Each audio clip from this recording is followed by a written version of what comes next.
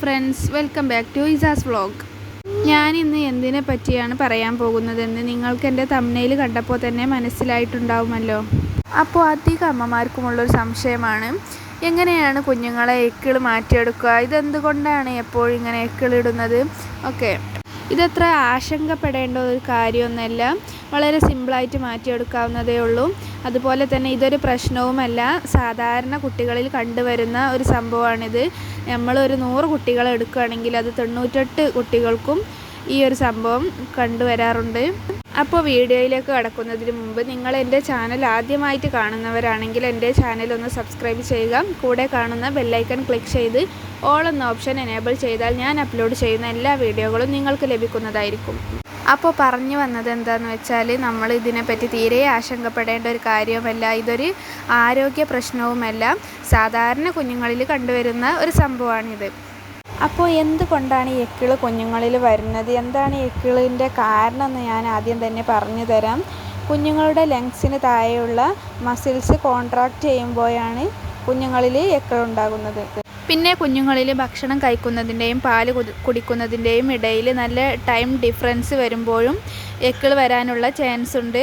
അതുപോലെ തന്നെ ദഹനത്തിനൊക്കെ പ്രശ്നമുള്ള കുഞ്ഞുങ്ങളിലും എക്കിൾ കാണാനുള്ള ചാൻസ് കൂടുതലാണ്. അതുപോലെ തന്നെ എക്കിൾ ഉണ്ടാകാനുള്ള ഒരു ലാസ്റ്റ് ചാൻസ് എന്ന് പറഞ്ഞാൽ പെട്ടെന്നുണ്ടാകുന്ന ഇമോഷൻസ്, അതായത് പെട്ടെന്ന് എന്തെങ്കിലും സ്ട്രെസ്സ് അല്ലെങ്കിൽ പെട്ടെന്ന് എന്തെങ്കിലും ഒരു ഇമോഷൻ വരുമ്പോഴും ഈ എക്കിൾ ഉണ്ടാകാനുള്ള ചാൻസ് കൂടുതലാണ്.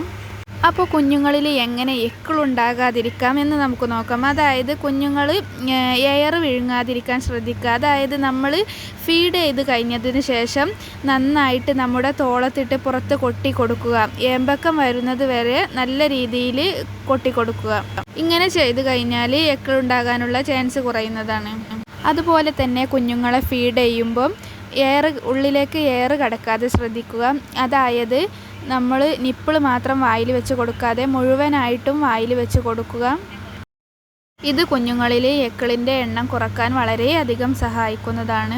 അതുപോലെ തന്നെ ബ്രസ്റ്റ് ഫീഡ് ചെയ്യാത്ത, അതായത് നമ്മൾ ബോട്ടിൽ ഫീഡ് ചെയ്യുന്ന കുഞ്ഞുങ്ങളിൽ നമ്മൾ ശ്രദ്ധിക്കേണ്ട കാര്യം എന്താണെന്ന് വെച്ചാൽ, നമ്മൾ പാല് കൊടുക്കുമ്പോൾ അതിൽ കുമിളകൾ വരാതെ ശ്രദ്ധിക്കണം. കുമിളകളൊക്കെ ഒഴിവാക്കിയിട്ട് വേണം കുഞ്ഞുങ്ങൾക്ക് ഫീഡ് ചെയ്യാൻ വേണ്ടിയിട്ട്, അല്ലെങ്കിൽ എക്കിൾ വരാനുള്ള ചാൻസ് വളരെ കൂടുതലാണ്.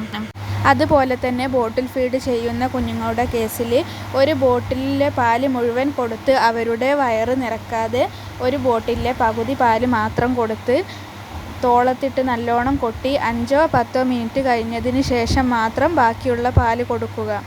ഇങ്ങനെയൊക്കെ ചെയ്ത് കഴിഞ്ഞാൽ നമുക്ക് എക്കിൾ വരാതെ ശ്രദ്ധിക്കാൻ പറ്റും. ഇനിയിപ്പോൾ ഇതൊക്കെ ചെയ്തിട്ടും എക്കിൾ വന്നു എന്ന് കരുതി നമ്മൾ പേടിക്കേണ്ട കാര്യമൊന്നുമില്ല. കുഞ്ഞുങ്ങളെ വെറുതെ കിടത്തി കൊടുത്താൽ മതി. കുറച്ച് കഴിയുമ്പോൾ സാവധാനം എക്കിൾ മാറി കിട്ടിക്കോളും. ഇതുകൊണ്ട് കുഞ്ഞുങ്ങൾക്ക് ഒരു പ്രശ്നവും ഉണ്ടായില്ല, ഒരു വേദനയും എടുക്കുകയുമില്ല. കുഞ്ഞുങ്ങൾ കംഫർട്ടബിളായിട്ട് അവിടെ കിടന്നോളും. ഇനി കുറേ അധികം എക്കിൾ എടുക്കുകയാണ് എന്നുണ്ടെങ്കിൽ നിങ്ങൾക്ക് കുഞ്ഞുങ്ങളെ ഫീഡ് ചെയ്യാം.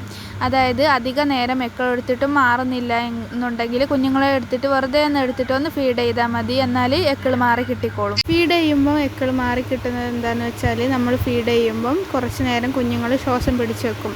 ആ കാരണത്താലാണ് ഫീഡ് ചെയ്യുമ്പം എക്കിൾ മാറി കിട്ടുന്നത്. പിന്നെ അവസാനമായിട്ട് പറയാനുള്ളത് എന്താണെന്ന് വെച്ചാൽ, പണ്ടുള്ള ആളുകളൊക്കെ പറഞ്ഞു വരുന്ന രീതിയാണ്, നൂല് നനച്ച് മൂക്കിൻ്റെ മുകളിൽ വെച്ചാൽ എക്കിട്ടം മാറിക്കിട്ടുമെന്ന് പറയുന്നുണ്ട്. ഇതിൽ ശരിയുണ്ടോ അതോ തെറ്റാണോ എന്നൊന്നും അറിയില്ല. ഇത് പലരും പരീക്ഷിച്ച് നോക്കുന്ന ഒരു ട്രിക്കാണ്. അപ്പോൾ കുഞ്ഞുങ്ങളിലെ ഹിക്കപ്സ് എന്ന് പറയുന്നത് ഇത്രയൊക്കെ ഉള്ളൂ. അധികം ടെൻഷൻ അടിക്കുകയോ ഒന്നും വേണ്ട. ഇന്നത്തെ വീഡിയോ ഇത്രയൊക്കെ ഉള്ളൂ. അപ്പോൾ ഇനി